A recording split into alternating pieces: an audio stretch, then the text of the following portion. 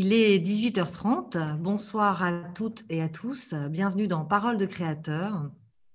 La Fondation Thalie reçoit artistes plasticiens, écrivains, philosophes, scientifiques sous un nouveau format de conversation en ligne. Ces échanges privilégiés invitent à questionner le monde actuel face à la crise sanitaire et écologique que nous traversons. Ce soir, nous inaugurons cette rencontre avec un artiste et un philosophe dont le vivant est au cœur de leur pratique et recherche. Fabrice Hibert et Emanuele Coccia, bonsoir. Bonsoir. Bonsoir. Bonsoir Fabrice, bonsoir Emanuele. Merci pour votre présence ce soir.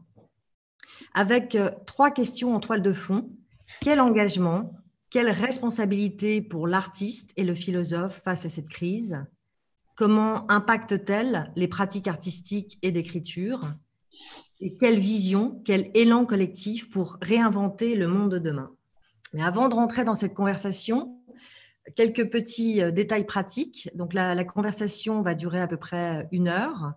Et ensuite, vous pourrez poser vos questions dans le chat, converser. Et il y aura un fil de dialogue entre le public et les intervenants. Donc, Fabrice Hibert, vous êtes artiste plasticien, né en Vendée, vous vivez et travaillez entre Pantin et Luçon. Vous composez depuis 30 ans un univers protéiforme traversé par des notions de mutation et de transformation. Vos paysages biographiques redessinent de nouvelles cartographies du vivant, l'inscrivant dans une démarche artistique globale. Le biotope est à la fois sujet, paradigme, utopie et projet de vie. Des 300 000 graines semées en Vendée chez vous pour faire naître une forêt idéale, vous concevez sans cesse des moyens de produire et de diffuser de l'art en regard de ce que la nature peut offrir. Aujourd'hui, c'est 70 hectares de forêt reboisée et c'est un lieu de rencontre, de production, d'échange entre les arts et l'agriculture. C'est aussi une reconnexion au monde organique à travers la création. Vous êtes un inventeur de métamorphoses poétiques, anticipant les mutations à venir, à travers des commandes publiques et privées dans le monde entier. À Cahors, par exemple, vous plantez 200 arbres fruitiers. Vous installez des hommes de Bessines sur l'esplanade de la Défense en 2020.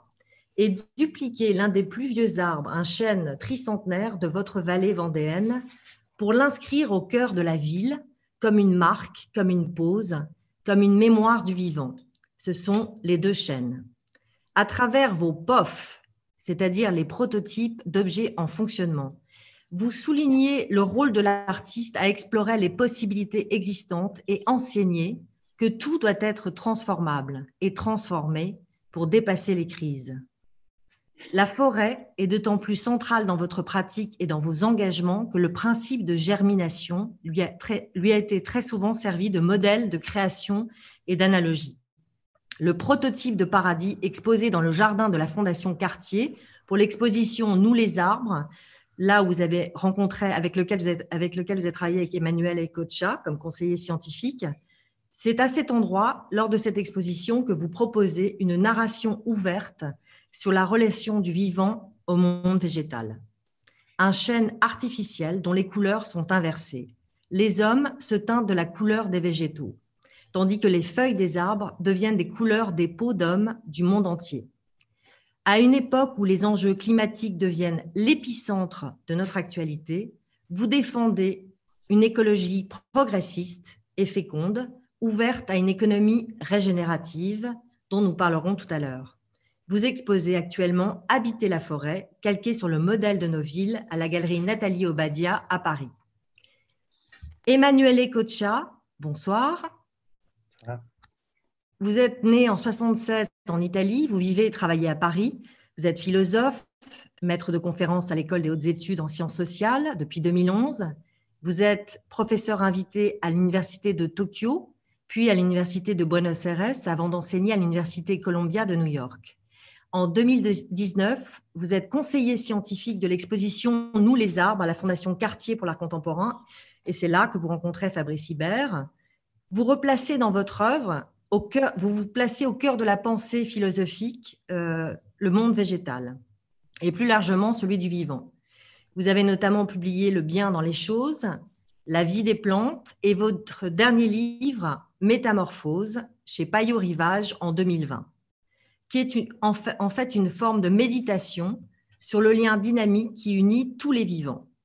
Vous entretenez un rapport intrinsèquement poétique et scientifique avec la biosphère, en soulignant le rôle majeur des plantes qui, vous écrivez, sont les jardiniers et les paysages de notre écosystème, pour leur énergie vitale. Cette philosophie du biotope que vous partagez avec Fabrice Hibert nous invite à dépasser l'anthropocène pour arriver à une forme de phytocène, une ère où la conscience du monde végétal ajustant nos comportements individuels et collectifs. La métamorphose est alors perçue comme une forme radicale de transformation, un bouleversement de soi-même, au vivant, sans retour possible en arrière, où la seule voie possible pour naître à nouveau au monde est de dépasser les crises que nous traversons. Alors, pour commencer cette conversation, j'ai envie de vous poser cette première question. Quel a été le déclic de cette connexion au vivant dans vos pratiques respectives et quelles sont les réponses pour répondre justement à l'urgence des temps présents à l'aune de vos pratiques? Merci. Fabrice. Oui, alors merci beaucoup de nous inviter. C'est vraiment très, très agréable de pouvoir parler de projets comme cela. Et en fait, le vivant, en fait, c'est depuis le départ, en fait, depuis que je suis né et que je vois un peu les choses pousser autour de moi, en fait, ça m'apprend à vivre, en fait. Ça entretient ma capacité à m'adapter, en fait. Parce qu'en fait, on est des grands adaptateurs, enfin, on espère. Donc, s'adapter, c'est s'adapter à la fois à la nature qui pousse, mais aussi à tous les chocs qu'elle subit, tous les éléments qui nous dérangent, en fait, dans cette nature. Cette nature est une nature qui est complètement inventée. On l'a inventé, la nature, pour qu'elle nous dépasse et tout ça. Et en fait, moi, ça m'a appris en regardant, en fait, à chaque fois que je travaillais, je développais des projets, j'étais à l'école et tout ça. Enfin, tous les moments de ma vie, en fait, le moment où je mettais les pieds dans l'herbe en Vendée, eh ben, c'était un moment où il y avait une sorte de batterie qui se remettait en place et qui régénérait. Et je trouve cette batterie-là, je la trouve dans tous les pays du monde, même en ville, quelquefois, quand il y a un peu d'herbe, les pieds dans l'herbe, c'est génial. Voilà. Donc, en fait, on voit déjà, dans toute la nature, on voit comment vivre. Emmanuelle, quel est votre déclic au vivant? Votre connexion, votre première connexion, votre envie de dédier toute votre recherche en fait au végétal, au phytocène? C'est venu, comment dire, de la connexion à vivant. Je pense que c'est quelque chose d'inné dans chacun de nous parce que voilà, on est des vivants, évidemment, on a une proximité à tout ce qui vit. Mais pour ce qui concerne les plantes, c'était une histoire un peu plus compliquée ou tordue. En fait, je m'y suis retrouvé à 14 ans dans un lycée agricole qui était un peu perdu au milieu d'une part dans la campagne de l'Italie du centre, de l'Italie centrale. Et du coup, j'ai dû consacrer 5 ans de ma vie. J'ai consacré 5 ans de ma vie à la contemplation de ces êtres qui étaient à cette époque-là bien, comment dire, exclus du paysage disons, culturel ou de l'engouement qu'on montre envers elle aujourd'hui. Je me rappelle encore, je me permets de raconter une petite anecdote. À cette époque, en Italie, à 18 ans, on était censé faire un ensemble de tests pour montrer sa propre aptitude à devenir militaire. Et donc, on passait un jour entier dans une caserne à passer de tests physiques, médicaux et psychologiques pour montrer cette aptitude. Et parmi les questions du texte psychologique, il y avait est-ce que vous aimez les fleurs? Et moi, j'ai répondu que oui. Et c'était une réponse à cette époque problématique, car ça démontrait deux choses. L'évidence voilà, d'une tendance comment dire, sexuelle qui n'était pas compatible avec le fait d'être un militaire, déjà, c'était scandaleux, et le fait qu'évidemment, donc du coup, on ne pouvait pas aimer les fleurs, signifiait ne pas pouvoir devenir militaire. Donc, on m'a envoyé chez les psychologues, on a dû, on a dû parler longuement pour résoudre mon problème. Donc, voilà pour, comment dire, c'était une espèce de dépaysement à la fois cognitive et humain, parce que c'était vraiment une exclusion à cette époque-là en Italie, se consacrer à ces genres de passion ou d'univers. Et on mesure à quel point le monde a changé, en fait, heureusement. Mais c'est comme ça que d'une certaine manière, presque inconsciemment, les plantes sont devenues les protagonistes absolus de tout effort intellectuel de ma part. Parce que la première rencontre avec les savoirs a été, comment dire, la rencontre avec un ensemble des savoirs qui essayent de comprendre qu'est-ce qu'une plante, comment elle vit, qu'est-ce qu'elle ressent, pourquoi elle est là, qu'est-ce qu'il faut lui donner, etc. Alors, justement, ça me donne une bonne transition parce que j'aime dans un de vos livres, donc le dernier, Métamorphose, où vous dites que les fleurs sont les premières à avoir annoncé un moyen métamorphique, à avoir annoncé la métamorphose, en fait, qui ne pourra jamais s'épuiser. Et oui, c'était une idée comment dire, c'était l'une des idées qui a inspiré Goethe dans son livre sur la métamorphose des plantes, mais qui a traversé un peu à la fois la biologie et la littérature, européenne ou l'art figuratif.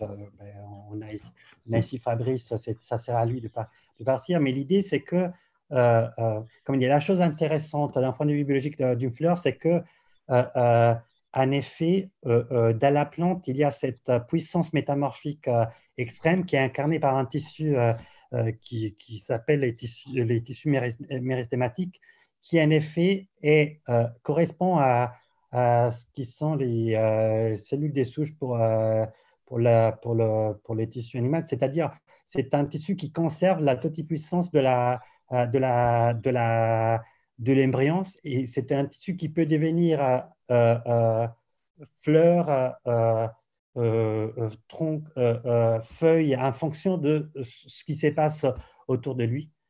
Et ce qui est très beau dans la fleur, c'est que comme c'est un organe qui s'engendre, comment dire, euh, à chaque fois, une des particularités intéressantes des fleurs, c'est que tout d'abord, c'est un organe, c'est un ensemble d'organes sexuels et d'autres organes mais que c'est un organe que chaque plante ou la majorité des plantes à fleurs doivent construire chaque année. C'est pas comme nous que, en fait, on a en dotation cet organe construit une fois pour toutes depuis toujours. Donc, c'est un organe usagé. Donc, c'est les témoignages de cette plasticité absolue du corps végétal. Et c'est aussi les témoignages aussi d'une autre forme de métamorphose comment dire, qu'on a la tendance à négliger ou à ne pas considérer en tant que telle, car la fleur devient, en tant qu'organe sexuel, la couveuse de la transformation de l'ADN de l'individu auquel elle appartient. Et ce qui est encore plus intéressant dans les cas des fleurs, c'est l'effet que c'est un organe sexuel fait, c'est un ensemble d'organes sexuels fait ou installé dans un corps qui ne peut pas bouger et qui ne peut pas s'autoféconder, en fait. Et du coup, la fleur est une étrange machine qui invite un individu qui appartient à un autre règne à participer à l'acte sexuel. Au fond, les plantes sont des êtres qui, pour s'unir à un partenaire, doivent appeler ou doivent convoquer, doivent impliquer un individu qui leur est extrêmement éloigné d'un point de vue généalogique. C'est comme si nous, les humains, pour s'unir sexuellement avec un partenaire, on devait impliquer un champignon ou et on devait déposer notre sémence voilà, dans l'écart de cet autre vivant et déléguer ces vivants de choisir notre partenaire. Parce que c'est ça les miracles de la fécondation. La fleur donne aux abeilles, aux insectes, aux animaux qui pollinisent, le choix de décider qui s'unit avec qui, et donc la responsabilité de guider les destins biologiques et génétiques de l'espèce. Et d'une certaine manière, ainsi faisant, toute fleur fait de sorte que ses destins est décidé par un jugement d'égout d'un individu qui appartient à un autre règne. Donc, ça veut dire au fond que l'évolution des plantes à fleurs est de fait, comme elle est décidée par les jugements d'égout des abeilles ou des insectes, donc au fond, l'évolution des fleurs, c'est une espèce de biennale d'art entomologique qui est faite par les insectes ou par les animaux pour les insectes et pour les animaux. Voilà aussi, c'est toute la puissance métamorphique qui est comment dire, inclue dans une fleur. Et alors aussi cette puissance régénérative, et je me tourne vers Fabrice qui doit bien rire à l'intérieur avec lui-même en disant bah, moi je suis quand même sur ces sujets depuis 25 ans puisque j'ai planté 300 000 graines pour quelque part, semé, pardon, pour quelque part sanctuariser des territoires. Et aujourd'hui, donc c'est une forêt de 70 hectares. Est-ce que vous pouvez nous expliquer un peu la démarche? En fait, moi, je suis né à la campagne et mes parents, mes copains d'enfance ont fait le lycée agricole. C'est marrant, je ne savais pas que Manuel, tu avais fait le lycée agricole. Et d'ailleurs, je suis toujours en lien avec des lycées agricoles parce que mon père avait créé une race de mouton qui s'appelle le mouton vendéen en face. Il avait développé la formulation de cette race de mouton qui s'appelle le mouton vendéen, qui est un mouton qui vit dans la nature, qui avec de la très bonne viande, très peu de laine, mais qui s'adapte très bien ici. Et en fait, et pour protéger mes parents, parce qu'il y avait beaucoup d'agriculture industrielle qui se développait à l'époque, enfin, qui se développe toujours d'ailleurs, avec des maïs, avec des pesticides très, très fortement, du tabac, des tournesols, enfin plein d'industries de l'agriculture.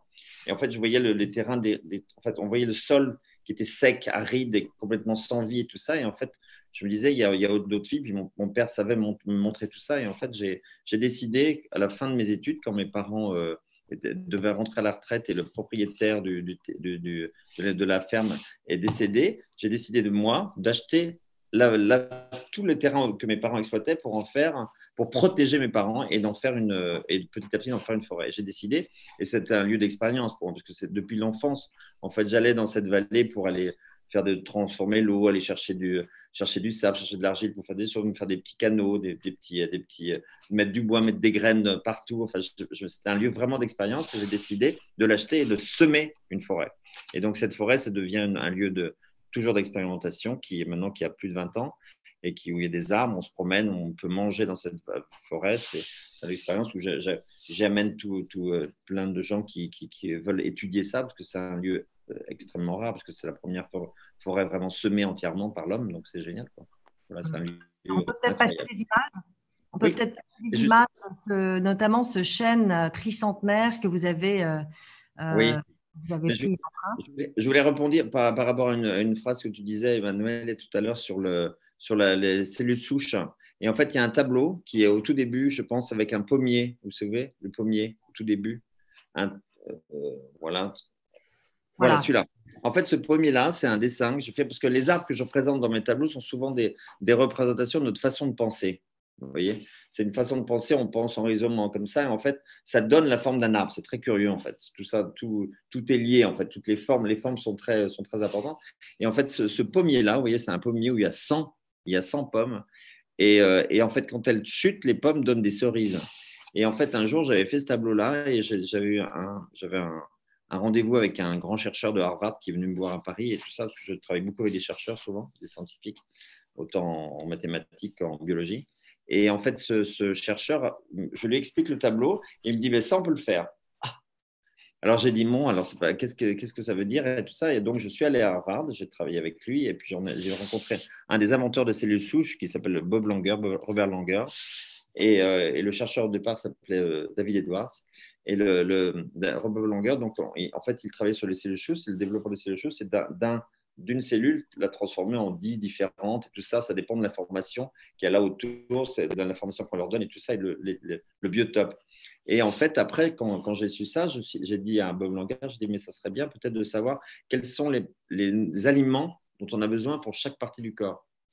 Et donc, c'était une étude qu'ils n'avaient pas faite. Alors, pendant 2 mois, ils ont fait l'étude, ils ont pondu un énorme dossier de 200 pages avec chaque partie du corps, qu'est-ce qu'on avait besoin d'aliments pour développer la cellule souche pour éviter, pour arrêter une lésion, par exemple. Donc, on a fait un projet et après, à la fin de ça, j'ai pris les 2 premières pages du dossier et j'ai fait un objet qui s'appelle le MIT-Man, le MIT Man, puisqu'on travaillait à la fois avec le MIT à Harvard, et qui était un bonhomme fait de tous les fruits et légumes dont on avait besoin pour la peau de chaque partie du corps. Voilà, donc c'était pour aller rebondir sur le phrase tout à l'heure d'Emmanuel sur les cellules souches et les fleurs. Donc voilà les fruits.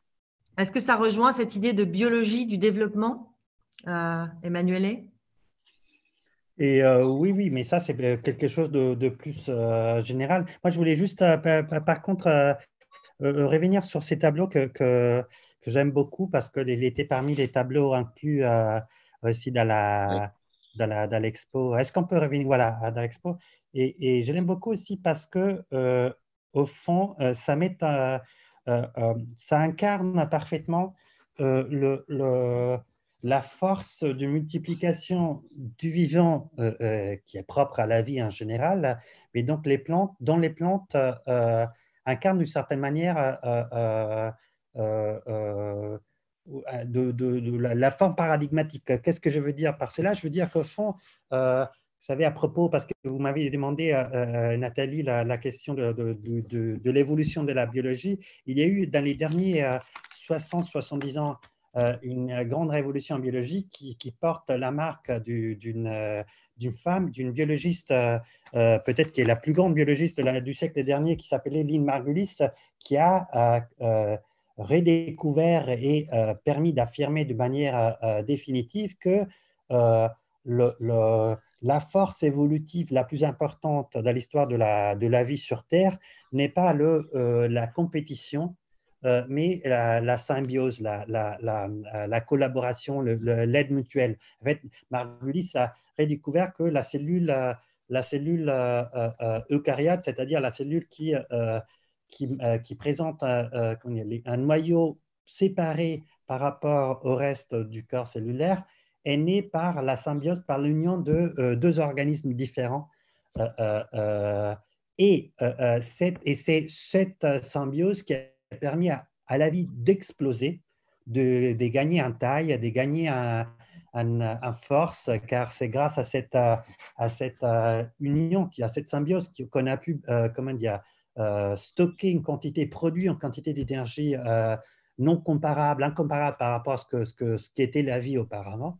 Et de ce point de vue, on voit voilà, la capacité de multiplication du vivant et à partir de ce moment, à partir du moment où on a compris que la symbiose, beaucoup plus que la compétition, façonne, scisselle la vie, les plantes sont devenues, comment dire, tout d'un coup, les protagonistes de l'histoire les protagonistes de l'histoire de la vie sur Terre, car effectivement, à la différence des animaux qui sont en tant qu'organismes hétérotrophes, obligés à se nourrir d'autres animaux et donc à vivre de toute manière, pas dans la compétition, mais dans la prédation. En fait, toute plante n'est pas obligée de tuer d'autres vivants pour se nourrir, en fait, pour se constituer.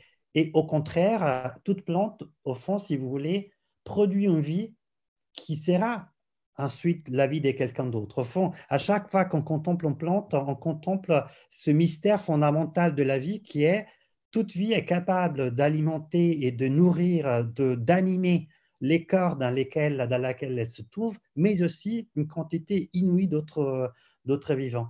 Donc cette capacité de multiplication et de soutien, de force, cette force d'une certaine manière presque infinie d'un vivant apparemment si fragile comme pourrait l'être ce pommier ou cet arbre, voilà, est parfaitement, me semble, mise en scène, présentée et rendue visible par ces tableaux. Alors aujourd'hui, on n'a jamais autant parlé de biodiversité et notamment on parle aussi de biomimétisme, donc comment s'inspirer du vivant pour concevoir des objets, des produits et donc justement s'inspirer de ce vivant. Donc, comment aujourd'hui ce biomimétisme qui est même abordé comme la 5e révolution industrielle, qu'en pensez-vous, vous qui êtes au cœur de ces questions? Le biomimétisme, il existe déjà depuis longtemps, depuis la Renaissance, avec des formes que des artistes ont développées ou des fabricants d'objets ont développées pour faire nos objets du quotidien. Mais je pense que maintenant, on a beaucoup plus de paramètres en main et en fait, on fait intervenir la matière aussi et le fonctionnement même des êtres vivants dans notre propre fonctionnement. Peut-être c'est ça, oui. Mais c'est important de toute façon. Ce qui est important actuellement, c'est d'imaginer toutes les possibilités pour être complètement en symbiose avec le vivant en permanence. On ne va pas être contre, on va être avec, en fait. Il y a un slogan que je dis assez facilement tout le temps, c'est que 1 moins 1 égale 2. Dans ce monde, en fait, que les choses, on peut jamais les soustraire, on les ajoute en permanence. On n'arrête pas d'ajouter, on n'arrête pas. On ne peut jamais enlever les choses. Donc forcément, dès qu'on va contre, en fait, l'idée du contre, c'est quelque chose en plus. Vous voyez? Et donc, cette leçon, enfin cette crise de pandémie mondiale que nous traversons, qu'est-ce qu'elle nous enseigne, vous qui êtes artiste et philosophe, donc questionner des nouveaux imaginaires? Est-ce que c'est l'habitat, notre façon de circuler, de consommer qui est en crise? Donc, qu'est-ce qu'on peut prendre comme direction aujourd'hui? Je vous continue un petit peu après. En fait, pendant le confinement, en fait, j'ai parlé avec beaucoup de chercheurs qui sont qui travaillent sur le génome humain, les choses comme ça. Et en fait, le virus, en fait, tous les virus, en fait, nous amènent quelque chose. Ils nous amènent l'information. Il faut il faut prendre le positif de tout ça. Et en fait, le positif de tout ça, c'est aussi changer des comportements. C'est pas forcément aller à l'encontre de ça, mais il faut changer nos comportements pour petit à petit aussi pouvoir accéder à un niveau supérieur. C'est-à-dire que ça nous apprend à vivre différemment. Donc déjà, il faut penser ça. Puis après, il y a plein de solutions. En fait, on a appris je sais pas, à parler davantage par les réseaux, à faire des choses beaucoup plus locales, à faire attention à ne pas prendre. On voyage moins et c'est pas plus mal quelquefois parce qu'on ça fatigue un peu moins. Enfin tout ça. En fait, il y a plein de choses à apprendre de cette pandémie, je pense. Vraiment. Vous parlez de pensée écologique progressiste. Je crois que c'est quelque chose que vous partagez tous les deux, n'est-ce pas? Qu'est-ce que Oui. c'est la pensée écologique progressiste, en fait? Pour moi, la pensée progressiste, ça veut dire que le progrès est intégré dans notre fonctionnement. C'est-à-dire que tout ce qu'on amène comme information supplémentaire par exemple, on invente un nouvel objet, un nouveau comportement, on invente une nouvelle machine ou on invente une nouvelle attitude, en fait, ça fait partie de la vie. En fait, cette progressiste-là, en fait, c'est à nous, les artistes, les écrivains et tout ça, de faire en sorte d'apprendre que tout ça, qui peuvent être des chocs quelquefois, nous apprend à vivre encore mieux, en fait. On va pas être. En fait, moi, j'ai toujours confronté, j'ai été très souvent confronté dernièrement à une écologie plutôt intégriste qui refuse qui fait une rupture entre l'homme et la nature, ce qui est pour moi une grande aberration. Et en fait, c'est pour ça que je me suis dit ce mot, enfin, je l'ai vu déjà apparaître quelquefois, ce mot-là progressiste, comme une attitude plus d'intégration en fait des deux, l'un dans l'autre. En fait, la nature, elle est humaine en fait. La nature est pas enfin, même si elle est quelquefois inhumaine, mais voilà, c'est un truc comme ça. Qu'est-ce que tu en penses, Emmanuel? Je suis totalement d'accord. En fait, sur plusieurs plans. Tout d'abord, sur un plan général, je pense que il faudrait arriver à un moment où on arrive à transformer toute question écologique en question esthétique et que les artistes font prendre sur leurs épaules la plupart des questions comment dire, formulées, mises en avant par l'écologie, pas au sens pas parce qu'elle devrait comment dire, esthétiser ou décorer ces questions, mais parce que d'une certaine manière, tout d'abord, l'écologie reste trop souvent prisonnière d'un mode de pensée extrêmement économiciste. Donc, il faut l'arracher à cette racine qui est une racine historique. Il ne faut pas oublier que avant que Ernst Haeckel, c'est lui qui a inventé les mots écologie en 1866, les vrais noms d'écologie étaient économie de la nature. Donc, c'était une théorie sur voilà, cet ordre d'origine domestique est propre aux êtres naturels. Donc, il faut arracher cet ensemble des questions autour de comment vivent comment se rapportent les espèces entre elles et comment la totalité des espèces se rapportent à la Terre. Il faut les arracher. Il faut arracher ces questions au fond, à une science qui est encore qui est encore, comment dire, trop rigide et trop teintée par des paradigmes d'ordre scientiste, économique, etc., et les transformer dans une question esthétique au sens en reconnaissant à chaque espèce la capacité d'être au fond un artiste qui transforme la réalité qui est autour d'elle, donc en reconnaissant cette espèce d'agentivité artistique et esthétique à toute espèce, et donc en reconnaissant qu'au fond, la Terre sur laquelle on vit, c'est un immense œuvre d'art qui est faite par plusieurs espèces pour plusieurs espèces, en fait, et que la question écologique, c'est plutôt comment négocier, comment co-construire ensemble les mondes, comment co-construire les corps de l'autre, la vie de l'autre ensemble, avec un regard qui n'est pas simplement un regard qui calcule les dépenses de carbone ou la pollution, mais avec le même regard qu'on a voilà, lorsqu'on essaie de construire ensemble une ville, un musée, un espace habité. Donc, ça c'est à mon avis la tâche des années qui viennent, dans lesquelles voilà, l'art et les artistes ont un rôle de plus en plus important. Je veux juste terminer avec cette anecdote. Il y a un artiste, il y a un anthropologue anglais qui a publié il y a une vingtaine d'années un livre incroyable qui s'appelle Earth and Agency, et qui avait soutenu qu'en fait, en Occident, ce qu'on appelle l'art, la forme d'animisme toléré. Au fond, il disait, regardez les gens qui vont dans un musée, ils passent leur temps à contempler des objets, un lin, un pigment, un bronze, un bois, etc.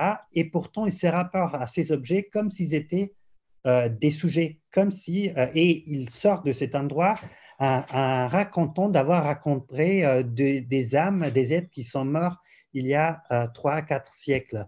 Et au fond, donc l'art, c'est ce laboratoire d'animisme occidental, et c'est aussi pour cela que c'est aux artistes de résoudre, si vous voulez, les questions écologiques, parce que ce sont notre grand maître en animisme, en fait. Comme enfin, l'un des problèmes l'une des sources de la crise écologique est notre incapacité de reconnaître l'âme des autres, l'âme des non-humains, l'âme des plantes, l'âme des chiens, des chats, des virus, comme disait Fabrice, etc. Et ce sont les artistes qui peuvent, au fond, comme des chamans, nous réapprendre à voir là où on voit que des objets, des sujets, en fait. C'est pour cela que, au fond, l'écologie doit devenir art, ou ce sont les artistes qui doivent s'emparer de l'écologie. Et de ces points de vue, l'œuvre de Fabrice est centrale. Moi, je voudrais juste un instant, et je termine là, par cela, les portraits biographiques qu'il a réalisés autour de ces années, les paysages, où les bois, à chaque fois, est représenté comme un grand arbre et un paysage. C'est exactement cela. C'est une forme de fond. C'est inviter les gens à contempler soi-même comme un paysage et comme une présence qui est beaucoup plus végétale de ce que l'on peut imaginer. Fabrice. Oui, ça c'est les paysages, mais il y a beaucoup d'informations là qui sont importantes et en fait, depuis plus de 20 ans, en fait, j'utilise cette vallée comme un lieu d'expérience où j'apprends plein de choses et puis j'essaie de les partager par mes œuvres, en fait. Hein, c'est vraiment, et puis même pas depuis plus de 20 ans, parce qu'en fait, même quand j'ai mes premiers tableaux, je me souviens très bien où j'ai dessiné la pluie. C'est un projet de peintre, d'imaginer, de représenter la pluie. C'est pas facile. Hein. Et en fait, quand je dessinais la pluie comme ça, j'imaginais que j'étais une goutte d'eau et je tombais, en fait. Et je dessinais la pluie comme l'eau pouvait tomber. Et déjà ça, d'avoir cette attitude-là, ce geste-là, en fait, ça apprend mentalement à être dans la notion de la vie, en fait, de la nature. Et en fait, petit à petit, en dessinant ça, je me souviens très bien, j'étais en train de dessiner ça, puis j'ai fait une sorte de spirale comme ça. J'ai dessiné une spirale. Et en fait, je me suis dit, peut-être que la pluie tombe en spirale. Et en fait, on a appris très récemment, ça c'était dans les années 80, et on a appris très récemment que la pluie tombe en spirale, en effet. En fait, la spirale est très, très grande et très, très lente, on ne la voit pas, mais elle tombe vraiment en spirale. En fait, en fait, il y a une sorte d'osmose entre une attitude d'artiste avec la nature qui est très importante et la partager est très importante aussi. Et les paysages biographiques, celui-ci qu'on voit ici, ça c'est le mien, c'est le paysage de Fabrice Hibert. Et donc, je me suis fait évidemment en arbre saignant comme ça au début, et en fait qui commence avec une première œuvre qui est le mètre carré d'Aujalem, mon premier tableau.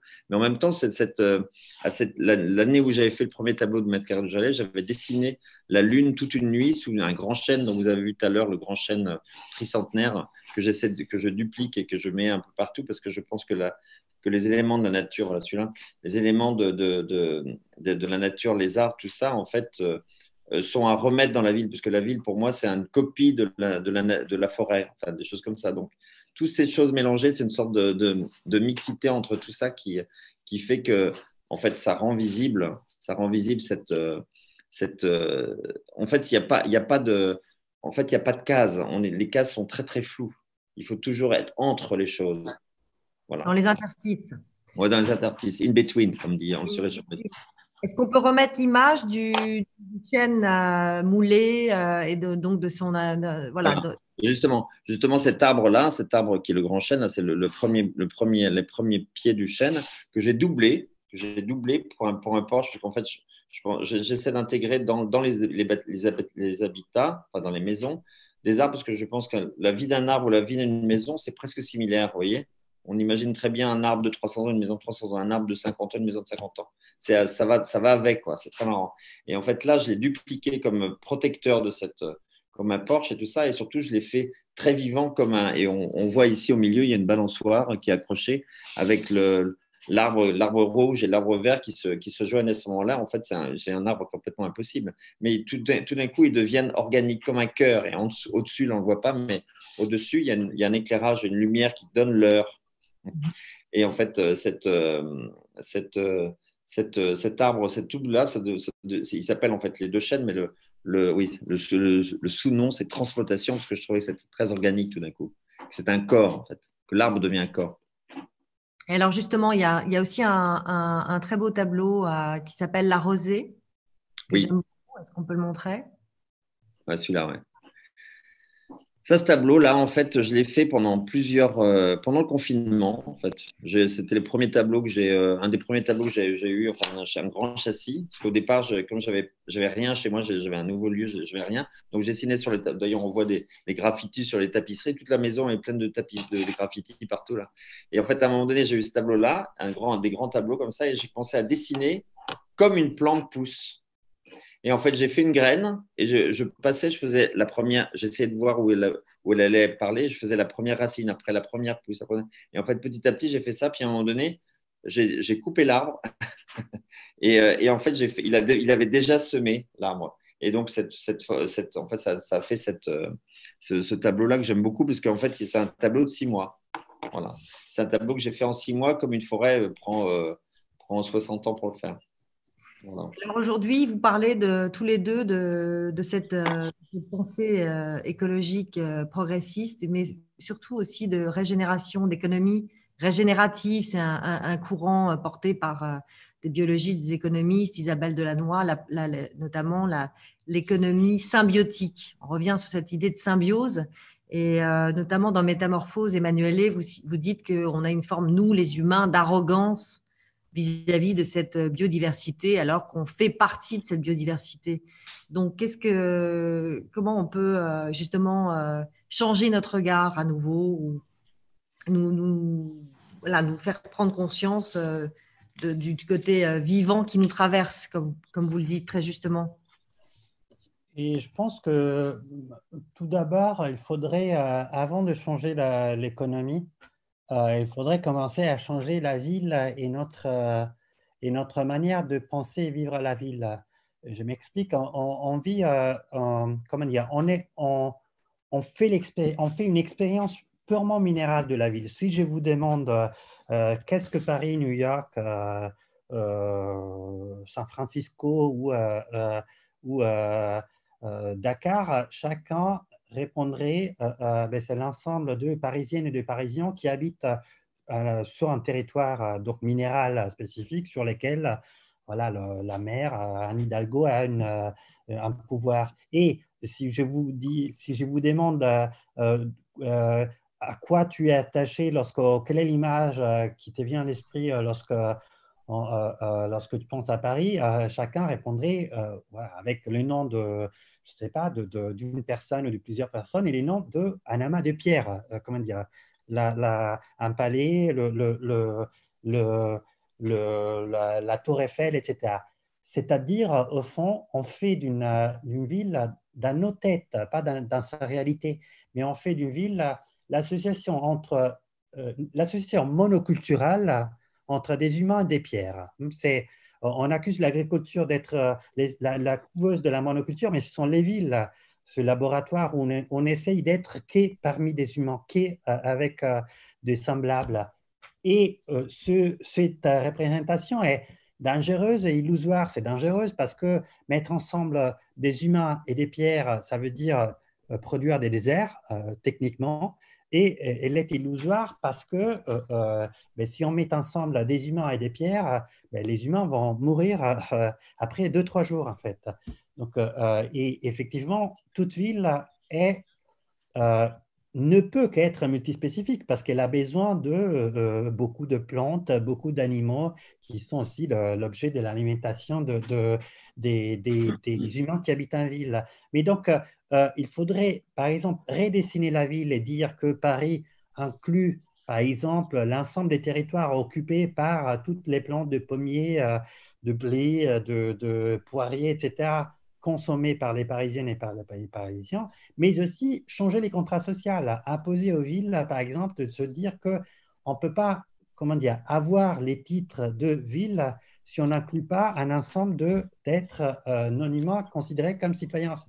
Il n'y a pas de ville sans qu'il y ait 300 chevaux, 4000 vaches, 50 000 singes, 30 000 platanes, etc. Et délier d'une certaine manière la citoyenneté, l'appartenance à une ville, non pas à… Parce que qu'est-ce que cela veut dire que je suis… Lorsqu'on me dit comment je peux certifier que je suis parisien, je dois dire j'habite dans telle rue, c'est-à-dire je montre les liens avec une pierre au fond, donc, parce que la rue est une pierre. Donc il faut vraiment changer la définition de citoyen et de dire non, je suis parisien parce que je suis lié à tel platane ou à tel autre animal, etc. Donc, c'est ça qu'il faut changer. Parce que si on change cela, si on fait rentrer même dans la tête des gens que être parisien, ça veut dire être lié quotidiennement à un ensemble d'êtres anonymement, ben, tout le reste changera de lui-même. On n'a pas besoin d'imposer ou même de légiférer autant. Il y a une belle transition là avec les extatiques, Fabrice. Oui. Alors, les extatiques, là, celui-là, c'est le dernier personnage vert que j'ai fait cette année, que j'ai créé cette année, qui s'appelle l'homme-femme, qui est d'un côté un homme, de l'autre côté une femme, on ne sait pas très bien. Enfin, voilà. Et tout, en fait, ça vient de. Je donne l'origine de tout ça quand même, parce que, en fait, c'est un petit bonhomme qui s'appelle l'homme vert, l'homme de Bessines, que j'avais créé en 1989. C'était pour une commande publique dans une petite ville qui s'appelle Bessines. Et il y avait un concours qui avait été fait pour faire un œuvre dans l'espace public. Et moi, je ne voulais pas faire un monument. Je voulais faire une chose qui soit inscrite dans la circulation du village. Et je voulais que ce soit des petits personnages qui soient comme des petits personnages verts, parce que je voulais que ça garde la nature. C'est voilà, au bout du Marais, au bout du Marais Poitevin à Niort, c'est tout près de Niort. Et ces petits bonhommes, en fait, ils donnaient de l'information. Je ne voulais pas qu'ils soient sur les socles, ils sont au ras de l'eau, au ras du sol, et ils donnaient de l'information par tous les orifices. Donc, j'avais imaginé qu'il y avait 11 orifices, vous calculez, et par tous les trous. Mais en fait, je faisais aussi ce petit bonhomme vert comme un autoportrait. Donc, c'était l'homme de Bessines. Et puis après, il y a quelques années, j'ai décidé de faire la femme de Bessines. Et les petits bonhommes verts sont arrivés, ils sont 6 à Bessines, et ils envahissent le monde comme les petits bonhommes. C'est un côté viral, je disais le mot viral d'ailleurs à l'époque, à propos des petits bonhommes verts. Et ils envahissent, c'est un peu des repères comme ça, c'est des gens qui s'engagent pour l'éducation et pour l'agriculture en fait en général, qui achètent ça et qui le mettent comme un repère. Et puis et dernièrement, j'ai fait la femme de Vessines il y a 2 ans, et là je vais l'homme-femme. Voilà, c'est les personnages qui font. Et ça revient aussi, on pense aussi aux chênes artificiels où les feuilles donc, ont la couleur de peau. Oui. Tous Voilà. les Tout ça, en fait, en fait, pour moi, en fait, quand on met des mots sur des choses, par exemple, quand on met de la couleur sur quelque chose, quand on ferme, quand on dessine quelque chose de très précis comme ça, en fait, c'est comme dans nos rêves. Vous savez, quand vous faites un rêve ou un cauchemar, en fait, vous avez toutes les choses de ce qui vous sont arrivées depuis 1 ou 2 jours qui sont mélangées et ça devient atroce. Vous voyez? Eh ben, je pense que ça devient une merveille. Quelquefois, c'est des rêves fantastiques, tout ça. Eh ben, c'est la même chose là. J'aime bien mélanger que les choses ne soient pas très claires, ou alors que les choses soient inversées, par exemple l'homme-femme, le chêne qui a les couleurs de la peau, enfin vous voyez, tout, avec les glands, enfin tout ça, c'est des jeux de mots évidemment. Puis avec tous ces jeux-là, en fait, font qu'on crée des nouveaux paradigmes. Et c'est pour ça que j'avais cet arbre-là que vous voyez en face de vous, là, le chêne imaginaire, en fait, c'est un morceau du prototype de paradis. Parce que le prototype de paradis, on pourrait imaginer qu'il y en a plein. Il y en a plein de sortes. Donc c'est génial. C'est aussi une plus grande attention au vivant et un plus grand respect du vivant dont vous parliez tout à l'heure, Emmanuelle, c'est-à-dire pourquoi on serait connecté aux pierres et pas à un platane, un animal, etc.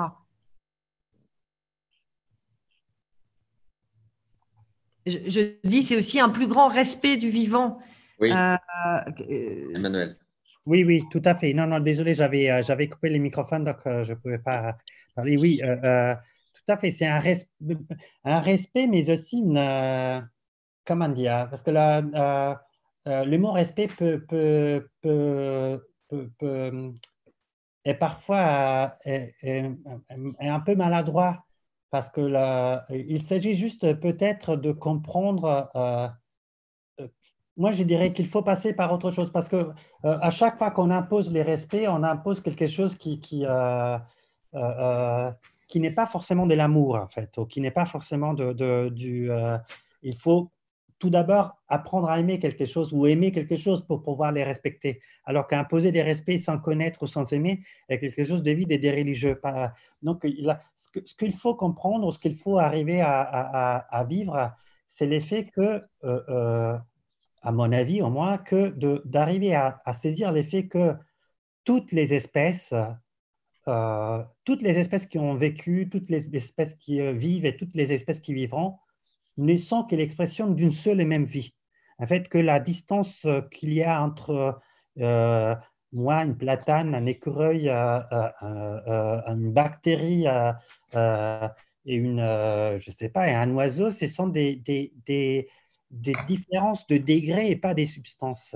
En fait, et cela se lier non pas comment dire, c'est là, on a fait la preuve tous les temps, on a fait la preuve dans la naissance, au fond, on oublie que naître signifie à chaque fois, à l'intérieur d'une espèce, signifie à chaque fois avoir pris les corps de 2 autres personnes. Moi, j'ai recyclé les corps et l'ADN de 2 autres personnes qui ont déjà vécu. Je suis la 2e fois de ce même corps. Donc, le rapport qu'il y a entre moi et ma mère ou mon père, c'est un rapport, j'ai pris leur vie, en fait. J'ai volé leur vie, j'ai métamorphosé leur vie.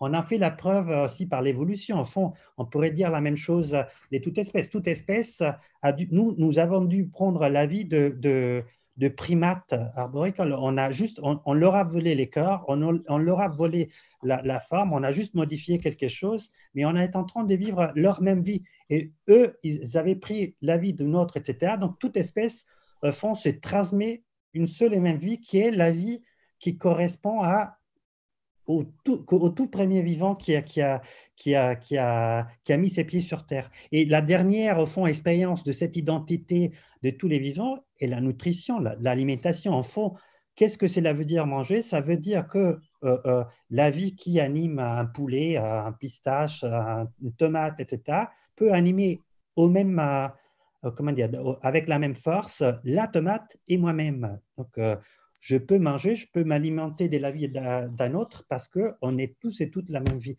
Donc, c'est à partir de cette intuition, je pense que les respects peuvent s'engendrer. C'est à partir voilà, de cette capacité, de la reconnaissance que moi et un arbre, c'est la même vie et que donc je peux voilà, me représenter comme Fabrice nous invite à faire en tant que paysage et en tant qu'arbre. C'est à partir de cela que les respects s'engendrent. Mais on ne peut pas imposer les respects avant de saisir de manière sensible à cette unité. Alors, vous parlez de nutrition, justement, c'est un volet important, essentiel, puisqu'on est bien 9 milliards d'habitants sur cette planète. Donc, la question de la nourriture, comment allons-nous nous nourrir demain? Trouver d'autres sortes de protéines que les animaux, notamment. Et on voit aussi pas mal de communautés alternatives, donc des personnes qui veulent vivre autrement, manger autrement, la fameuse agroécologie, de l'éducation, des écoles aussi alternatives autour du vivant, apprendre aux enfants à faire des potagers et à transformer ces légumes en nourriture. Donc, avoir cette reconnexion au vivant qui est dans la pratique de Fabrice. Et aujourd'hui, comment on peut aller aujourd'hui plus loin, mettre en mouvement ces communautés. Donc, je pense aussi à des écoles comme le Schumacher College, comme le Bec de Loing, est-ce que pour sauver l'espèce humaine de ce désastre écologique, est-ce que la réduction de l'empreinte carbone que mettent en branle toutes les entreprises mondiales sera suffisante ou non? Ou est-ce qu'il faut au contraire tout un mouvement pour sanctuariser des espaces, des forêts, comme l'a fait Fabrice il y a 25 ans, justement pour laisser ces espèces tranquilles et s'auto-régénérer et nous préserver, nous, espèces humaines? Il y a une expérience. En fait, d'abord, je pense qu'il faut faire attention il faut éduquer les gens, en fait, déjà, à montrer, à savoir où est la matière première qu'on mange, déjà. En fait, par exemple, quand j'avais fait à Tokyo il y a 12 ans, maintenant, 13 ans, j'avais fait une opération qui s'appelait Je sème, S''AIME, qui était une sorte de. Et en fait, on avait semé et planté dans tout Tokyo. Voilà, on voit un dessin là.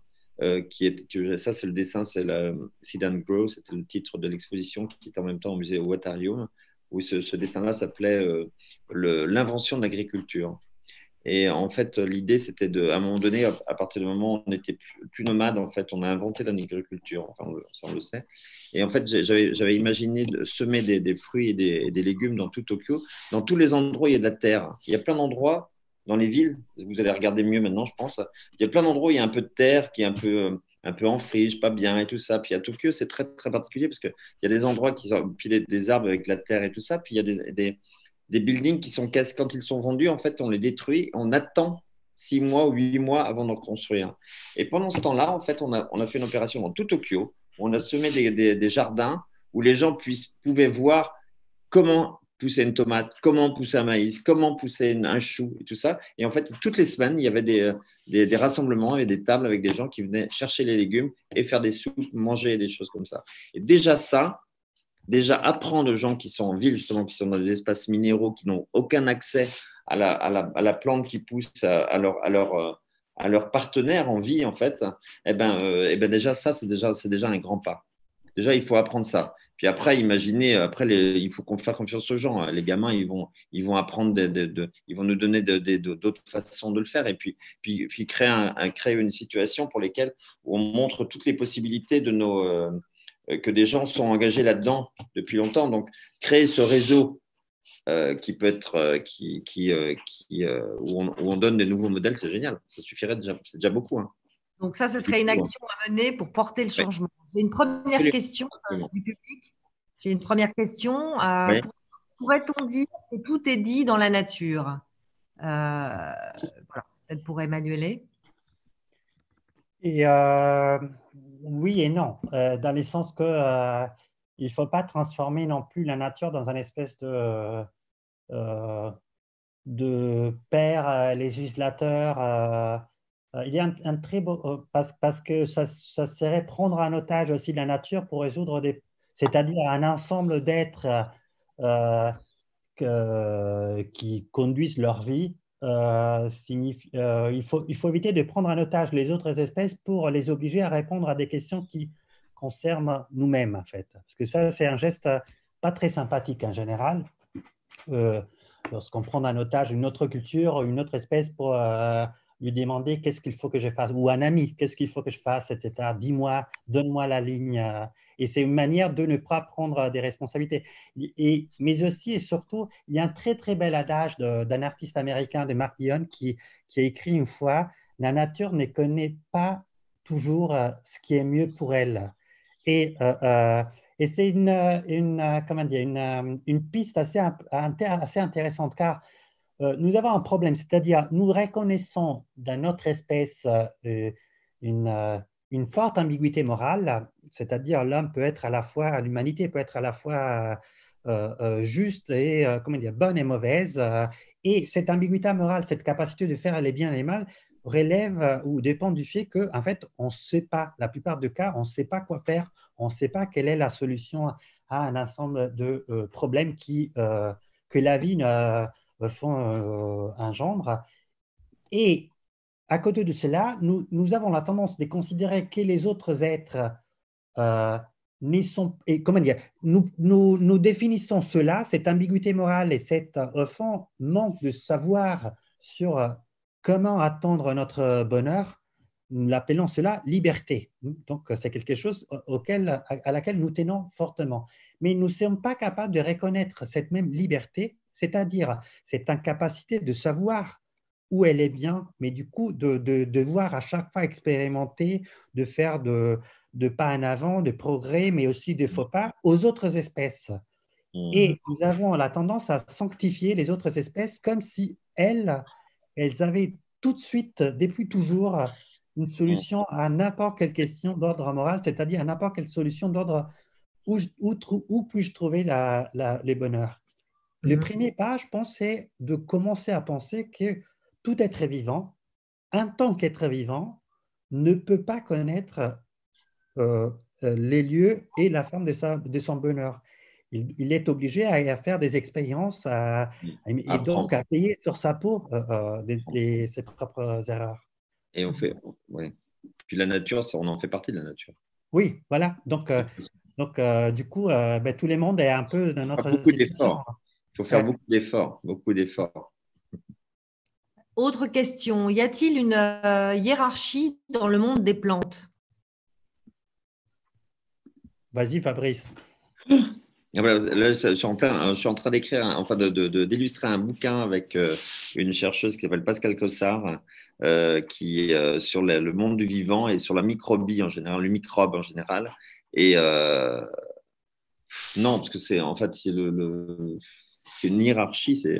Est-ce qu'il faut être dans le monde unicellulaire ou multicellulaire? Je ne sais pas. Parce qu'en fait, il faut imaginer qu'au début ce qu'on sait maintenant, c'est qu'au début, il y avait de l'eau et des gaz et tout ça. Et puis tout d'un coup, il y a eu des cyanobactéries qui sont arrivées, qui ont été créées par on ne sait pas comment. Et puis tout d'un coup, il y a des petites cellules, des petites amibes, des petites bactéries qui ont fabriqué notre atmosphère dans laquelle on vit, dans laquelle les plantes vivent. Parce que les plantes, nous et les animaux, c'est la même chose. Hein. On est arrivés pratiquement tous en même temps. Donc, pendant 3 milliards et demi d'années, les bactéries se sont battues pour qu'on vive. Et nous, en 200 000 ans, ou je ne sais pas, un truc comme ça, on est là, voilà, on grandit. Voilà, je sais pas qu'est-ce qui est le mieux. Moi, voilà. Autre question du public, quel type de communauté les artistes pourraient-ils être à l'origine aujourd'hui pour répondre à cette crise écologique? Pardon? Vas-y, Fabrice. Parce que En fait, j'ai pas entendu la question. Excusez-moi, j'ai pas entendu la question. Je dis, si on devait parler, la question c'est en termes d'action et de mouvement, Oui. quel type de communauté pourraient créer les artistes, les créateurs en fait, pourraient être à l'origine d'une communauté alternative aux didactes de la surconsommation. S'il fallait créer une communauté, est-ce que Créer une communauté. c'est déjà ce que c'est quelque part? Ça existe déjà, en disant qu'il y a plein d'artistes qui sont déjà engagés dans ça. Ils sont peu nombreux pour l'instant, mais de les repérer, ça serait bien. Mais si on les repère, il faut absolument écrire un manifeste. Il faut faire il faut faire des actions. Et je ne sais pas, c'est en cours. Il y a des choses qui sont embryonnaires en ce moment, mais c'est pas très. Oui, il y a des choses qui existent déjà, mais c'est encore très très embryonnaire. Et c'est un peu c'est un peu underground, un peu comme ça. C'est pas du tout. C'est assez drôle de parler de la Terre et de parler d'underground en même temps, mais voilà. Mais c'est. Donc un manifeste, reconnecter les individus à la matière, à l'origine des Voilà, aliments. les matériaux, les sources et tout ça, le début de tout, le début de la matière, la nourriture, tous ces trucs-là, c'est très important, bien sûr. Mais en fait, il y a beaucoup, beaucoup d'éducation à faire, hein, beaucoup. Alors, autre question. Bonsoir, merci pour cette conférence, cette conversation. Concernant l'intelligence des plantes, bien qu'on ne peut pas parler de neurosciences, peut-on parler de perception, sensation et conscience? Et dans quelle mesure la théorie de Bruno Latour, d'acteur réseau, est-elle utile pour mieux comprendre la manière de fonctionner des plantes? Acteur réseau. Et donc, les recherches qu'on a fait dans les dernières 20-30 ans, qui ont été réalisées un peu partout en Europe, aux États-Unis, notamment par des chercheurs comme Stefano Mancuso, Anthony Triguavas, Francis Palusca et beaucoup d'autres, ont permis de comprendre que avec toute plante est capable de communiquer avec d'autres plantes. Notamment dans les cas des arbres, souvent cette communication s'est faite par les biais de l'association symbiotique que ces arbres ont avec les mycorhizes, les champignons. Mais ils sont surtout, toute plante est capable d'être consciente d'elle-même. Elle est capable de savoir ce qui se passe autour. Comment dire, elle sait ce qui se passe en dehors d'elle, elle sait ce qui se passe à l'intérieur d'elle et elle connaît la différence entre l'intérieur et l'extérieur. Donc, elle est autoconsciente. Donc, cette découverte, ces constats étaient importants non seulement pour reconnaître que les plantes pensent et que les plantes perçoivent les mondes, elles ne sont pas blindées dans leur univers, comment dire, totalement solipsiste, mais cela a été important aussi pour nous arracher du fétichisme cérébral, en fait, pour nous arracher de l'idée que pour qu'il y ait de la pensée, pour qu'il y ait de l'intelligence, pour qu'il y ait de la complexité et pour qu'il y ait du rapport avec les mondes, il faut un cerveau, il faut un système nerveux. On a compris que cette évidence n'était pas c'était pas une évidence, c'était juste les résultats d'un biais cognitif qui nous avait amené toujours à demander à des animaux et donc à des êtres doués d'un cerveau ou d'un système nerveux, qu'est-ce que cela veut dire penser, et pas à une plante, à une bactérie, etc. Mais surtout si on prend le mot intelligence au sens littéral du terme, ou au sens, si vous voulez, comme les Américains emploient l'intelligence, de service secret, donc se renseigner sur ce qui se passe autour de toi. Tout vivant ne peut qu'être intelligent parce que tout vivant est obligé à se mesurer avec le monde qui l'entoure, à connaître quelles sont ses limites et à résoudre constamment des problèmes, en fait. Donc, c'est à partir de là que, donc, depuis une trentaine d'années, on a commencé à imposer une idée qui serait l'idée que face à n'importe quel vivant, il ne faut pas se demander s'il pense ou pas, il faut juste se demander à travers quel biais, quel équipement anatomique un vivant peut penser, arrive à percevoir. Oui, c'est une redéfinition du mot de l'intelligence et de choses comme ça. Mais c'est ça, en fait. Toute l'aventure humaine, c'est on redéfinit à chaque fois nos mots. Ouais. Il y a une autre question. On vit une crise démocratique et une lenteur étatique à réagir et à mettre en place des actions face à la crise écologique. Est-ce que c'est à l'artiste de répondre à ces urgences dans la mesure où il y a plus d'agilité et d'intelligence collective? Donc là, on revient, je suis désolée, on jongle un peu avec le politique et le scientifique.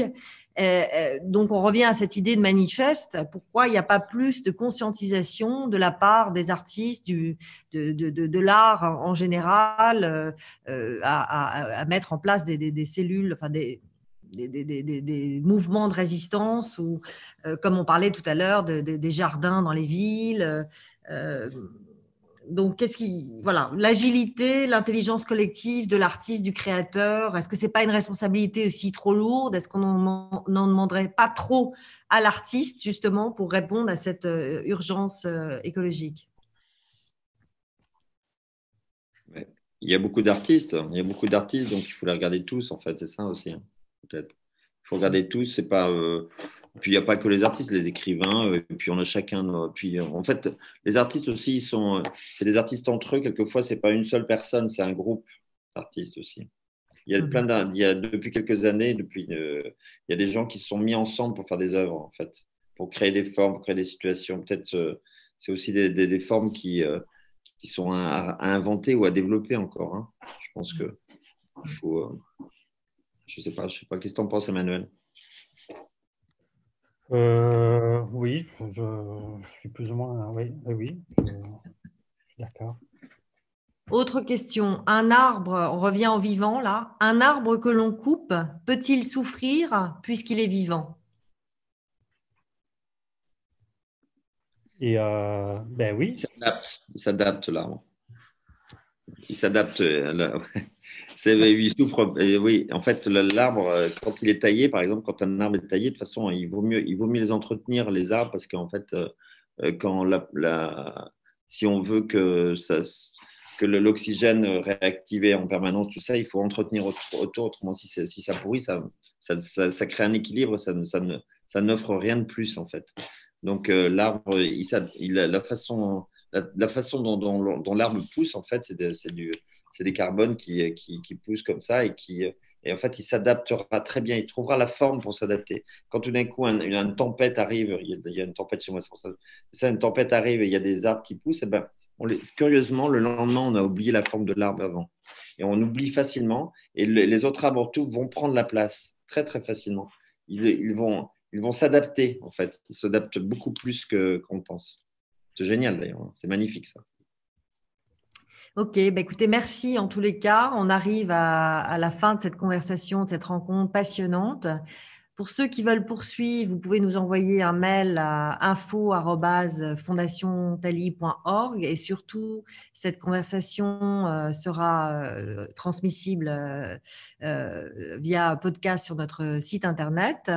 Je fais une petite annonce de l'excellent livre. Ah, on ne le voit pas, mais parce que je suis dans le vivant là, je suis dans le végétal, mais le livre de Emmanuel Lecocha, le dernier, Métamorphose, paru chez Rivage, et l'exposition Habiter la forêt chez Nathalie Obadia à Paris de Fabrice Hibert. Merci à vous deux et voilà, et à très très très vite pour une prochaine rencontre. Voilà. Merci. À bientôt. Bientôt, salut. À bientôt, Nathalie. Salut Merci. Emmanuel, salut Nathalie. Ciao. Ciao, merci. Ciao, merci.